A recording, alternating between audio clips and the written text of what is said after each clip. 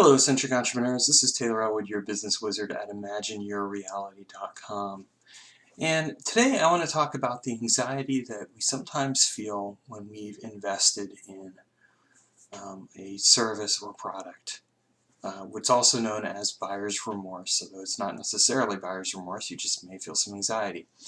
So look, recently I went to the list building seminar and I got a ton of information out of it, and I ended up signing up for a few classes. And the other day, it really hit me. It's like, wow, I've invested a lot of money and ultimately a lot of time into this because I know I'm going to be spending the next 3 to 6 months, possibly even a year,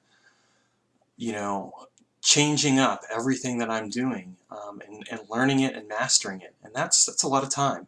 And it's a little scary and intimidating. Actually, it's a lot scary and intimidating, to be honest with you.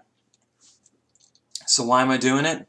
Well, the fact is, as is, the way that my business is run now, it's not working very well. I'm getting some results, better than I was getting a year ago, but I'm not getting the results that I really ultimately want. The fact that I'm getting some results indicates that I'm going in the right direction, but what the List Building Summit did is it took the blinders off of my eyes and made me see just how much I needed to change up everything that I'm doing and why I need to change it. So the result is that I'm ultimately going to go and make some real changes in my business. Now, the thing that I want to mention is that, of course, this fear and anxiety is there, and that's a natural feeling. And you've probably felt it too. You've signed up for a class or a service, and maybe what's gone, or even one-on-one coaching, maybe what's gone on in the back of your head is, oh my gosh, what have I done? What if I can't implement any of this? What if it doesn't work? What am I doing? Well, hey, and there's my cat Ember right back there. Yeah, you can say hello to her. You know what? Those feelings are natural.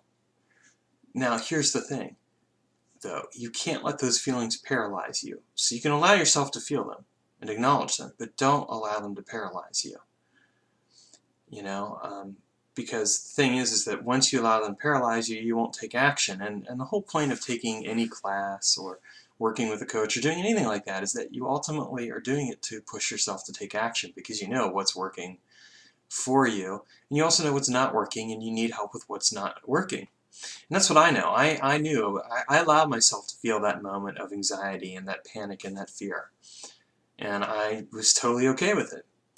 And I even ended up calling a friend really quick and saying, "Oh, Felix, what have I done? I've signed up for this. Can you, what do you know?" And Felix was kind of like, "Okay, dude, here's what I've observed about you in the time I've known you. You put yourself into situations where you have no choice but to succeed." And he was absolutely right. And I do have no choice but to succeed now. The thing is that sometimes that's what you have to do in order to succeed, is you have to put yourself into a really uncomfortable spot. Because that discomfort is going to force you to get out of your rut. It's going to force you to take action.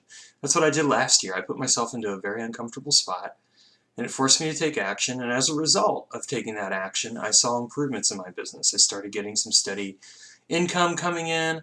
I started being able to connect with people better.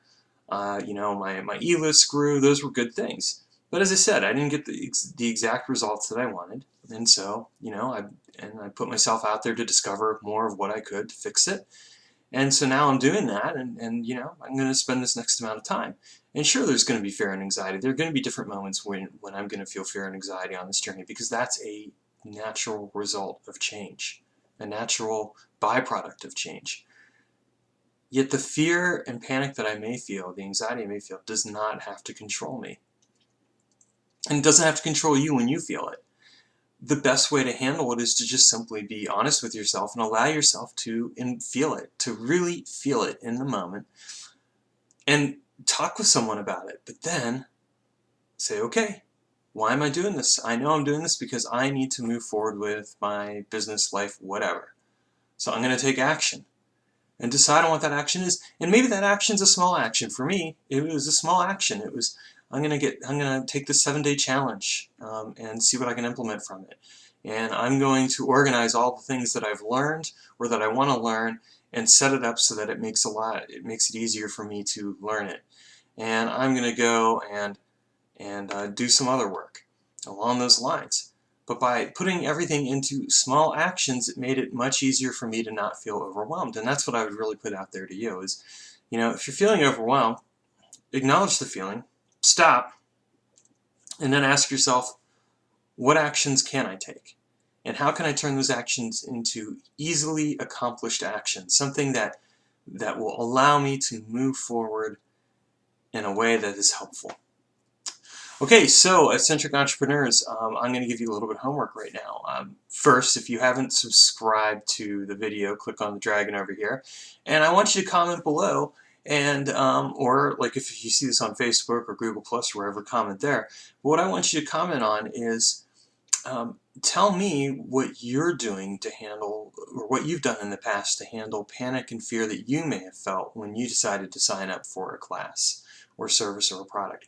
What did you do to get past that, and what actions did you take as a result of moving forward with taking that class, service, or product?